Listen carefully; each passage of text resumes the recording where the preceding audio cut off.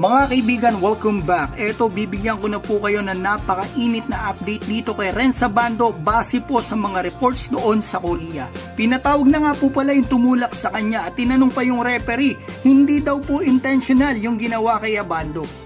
Simulan natin dito. Nung isang araw, laban po ni Renz Abando dito sa team ni Alex Cabagnot. Ang ganda po ng nilaro ni Renz Abando, 7 minutes, 9 points agad siya. Yun nga lang, sa isang play sa second quarter, nangyari na po ang hindi inaasahan. Kukuha sana ng rebound, offensive rebound si Renz Abando. Napakataas ng talon niya mga kaibigan. Kaso tinulak siya sa may puwetan, kitang-kita naman mga kaibigan. Kaya na off balance si Abando. Grabe yung bagsak niya at namimilipit talaga sila kay dito nung pagbagsak niya. Una yung kamay niya pagbagsak niya mga kaibigan, pero sa taas nung binagsakan niya mga kaibigan ay talagang malakas pa rin ang bagsak ng likod niya. Ang good thing nakatayo pa at nakalakad si Renz after niyan. So fast forward na tayo.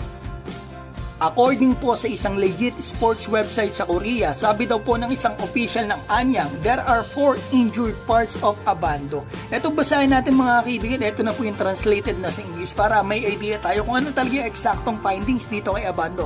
There were fractures of the left transverse process of the 3rd and 4th lumbar vertebrae, cervical ligament sprains, wrist ligament damage, and occipital bruises. So ito mga kaibigan yung occipital bruises mga kaibigan, yun ay sa ulo yan, sa likod ng ulo yung kay Abando.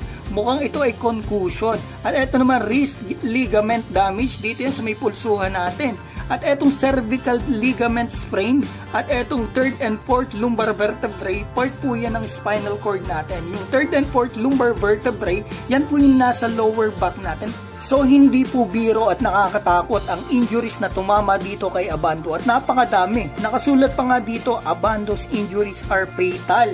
Kaya naman umaasa po ang official ng Anyang na wala ng iba pang injury si Abando. So ngayon mga kaibigan, ito pong mga actions na ginawa ng KBL base po sa mga nag-post o reports doon sa Korea. Pinatawag na daw po si Onwaku kaninang umaga 9 AM para mabigyan ng kaukulang parusa o disciplinary action. At ang naging hatol mga kaibigan, ito daw, pagmumultahin ng tumataginting na 3 million won ang player na ito o katumbas na mahigit 128,000 pesos. At yung referee na tinanong ng Anyang na hindi daw intentional yung ginawa ni Onwaku kay Abando, ito binigyan daw ng warning base dito sa post mga kaibigan sa pagkakaintindi ko, which is para sa akin mali. Dapat suspindihin yan mga kaibigan, kitang-kita naman na tinulak si Abando, sasabihin niya hindi intentional. Ngayon, ang posible pong pagbabalik ni Renz Abando base sa mga report dito sa atin na 4 to 5 weeks, pero para sa akin malabo yan kahit gusto ko.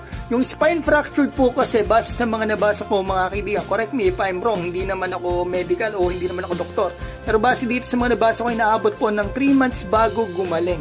At base sa kaibigan natin at kaibigan din po ni Renz Abando na si SJ Belangel, baka late February or March pa daw makapagbalik si Renz Abando o makabalik si Renz Abando. Depende daw po yun sa treatment at therapy. Ang good thing daw sabi po ni SJ, ito number 1 daw po ang Korea sa therapy. Malaki man ang maging epekto ng injuries na ito sa laro ni Abando, pero para sa akin okay lang yon. Ang mahalaga makarecover siya at gumaling na siya. Ipag-pray po natin ang ating kababayan na mabilis siyang gumaling. Maraming salamat po sa inyo mga kaibigan, and God bless.